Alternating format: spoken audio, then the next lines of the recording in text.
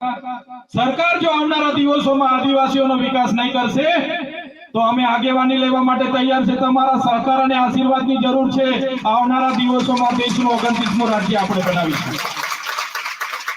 આવનારા દિવસોમાં દેશનું 29મું રાજ્ય ભીલ પ્રદેશ બનશે। એની રાજધાની અમે કેવડિયા બનાવીને રહીશું। કોઈના બાપની તાકાત નથી કે અમને રોકે। જે રીતે તમિલ લોકોને તમિલનાડુ મળ્યું, તેલુગુ લોકોને તેલંગાણા મળ્યું, મરાઠાઓને મહારાષ્ટ્ર મળ્યું, ગુજરાતીઓને ગુજરાત મળ્યું, પંજાબીઓને પંજાબ મળ્યું, નાગા લોકોને નાગાલેન્ડ મળ્યું, ઝારખંડીઓને ઝારખંડ મળ્યું। એ જ રીતે સરકારને પણ કહેવા માંગીએ છીએ, અમને આદિવાસી ભીલોને અલગ ભીલ પ્રદેશ રાજ્ય આપી દો, અમે અમારો વિકાસ કરી લઈશું। ક્યાં સુધી અમારે શા માટે અમારે ભીખ માંગવાની? અમે મૂળ માલિકો છે। અમારા વિસ્તારમાં જળ, જંગલ, જમીન, લાકડું છે, પાણી છે, વીજળી છે। અમારે ત્યાં કોલસો નીકળે છે, રેતી નીકળે છે। આટલી બધી રોયલ્ટી અમે સરકારમાં આપીએ ને અમારે ભીખ માંગવાની? અમારે 5 કિલો ચોખા માટે 2 દિવસ લાઈન પર રહેવાનું, અમારે બેંકોમાં લાઈન પર રહેવાનું, અમારે મામલતદારમાં લાઈન પર રહેવાનું, અમારે ટીડીઓ નેતા લાઈન પર રહેવાનો। ક્યાં સુધી અમે લાઈન પર રહીશું?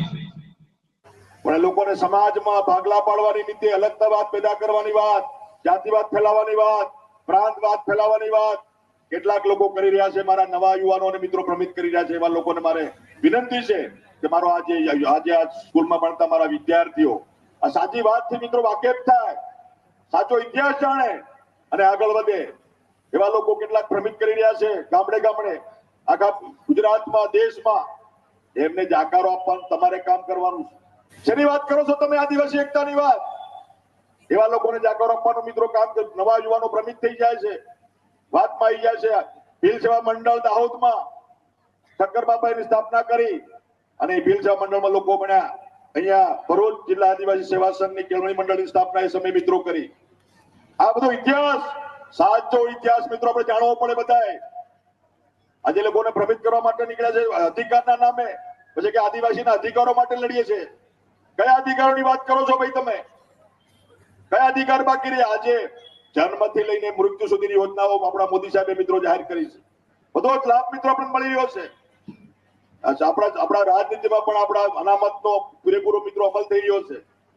આજ પીડી વસાવા સાહેબના ગામમાં ગ્રામ પંચાયતનો સભ્ય આદિવાસી છે, ગ્રામનો સરપંચ આદિવાસી, તાલુકા પંચાયત સભ્ય આદિવાસી, જિલ્લા પંચાયત સભ્ય આદિવાસી, જિલ્લા પંચાયતનો પ્રમુખ જે રોટેશન પ્રમાણે આદિવાસી આવે, ધારાસભ્ય આદિવાસી, સંસદ સભ્ય આદિવાસી બેઠા છે અને ગુજરાત સરકારમાં મંત્રી તરીકે આદિવાસી તરીકે હું પણ છું અને દેશના રાષ્ટ્રપતિ દ્રૌપદી મુર્મુ પણ એ આદિવાસી તરીકે આજે બિરાજમાન છે। તો કયા હક અને અધિકારની વાત કરો તમે?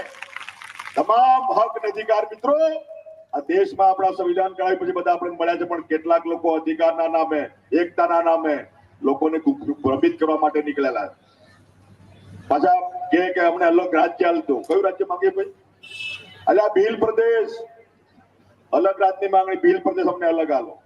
અલ્યા અમારા 7 ટર્મથી ચૂંટાયેલા સોમજીભાઈ ડામોર સાહેબ સંસદ સભ્ય અને દિલીપસિંહ ભુરિયા જાંબુઆથી સંસદ સભ્ય ચૂંટાતા હતા અને વાંસવાડાથી પ્રભુલાલ રાવત એ સમયે ચૂંટાયા ને એમને ભીલ પ્રદેશની માંગણી એ સમયે કોંગ્રેસની સરકારમાં કરેલી કે અમને ભીલ પ્રદેશ આપો, અમે અલગ વ્યવસ્થા કરીએ। એ સમયે કોંગ્રેસ સરકાર હોય એમને કહ્યું તમે કરવા શું માંગો છો?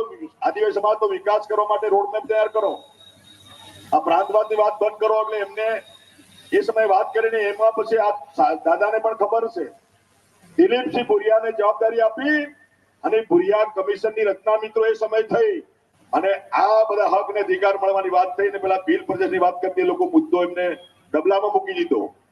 એ મુદ્દો પડતો મૂક્યો પણ પાછો એ મુદ્દો આ કેટલાક નવા નીકળી ગયા ને પેલા આ છેતર વસાવા, છેતરભાઈ નામ ને, છેતર વસાવા નામ છે, છેતરને છેતરવાનું કામ, લોકોને ભ્રમિત કરવાનું કામ, ભીલ પ્રદેશની માંગણી કરવાની, રાજધાની કઈ બનવાની? કેવડિયામાં કે સાહેબ કેવડિયામાં રાજધાની બનાવવાની વાત ચાલે। રાજધાની કઈ બનાવવાની? મુખ્ય શહેર તો કેવડિયામાં। એટલે આ ભીલ પ્રદેશ તો હમણાં મોદી સાહેબને મળીને મનસુખ સાહેબ બધા ભેગા થઈને કાલે અમે જાહેર કરાવી દઈએ। બોલો, કાલે કરાવી દઈએ, આવતીકાલે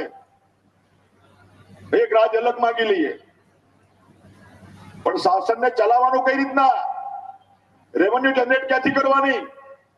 આપણા મોદી સાહેબ તો ઉદ્યોગપતિઓ પાસેથી, કર્મચારીઓ પાસેથી ટેક્સ લે છે, ટેક્સ. અને ટેક્સ લઈને મિત્રો ગરીબ આવાસ યોજના, પ્રધાનમંત્રી આવાસ યોજના, આયુષ્માન ભારત કાર્ડ, આ શિક્ષણની વ્યવસ્થા, બધી વ્યવસ્થા, બધા તંત્રની વ્યવસ્થા કે મિત્રો કરી રહ્યા છે. આપણે તો ઘર ચલાવી શકતા નથી, બિલ પ્રતિની માંગણી કરવાની, લોકોને ઉશ્કેરવાનું કામ કયું બાકી રહી ગયું છે, શું ખૂટે છે?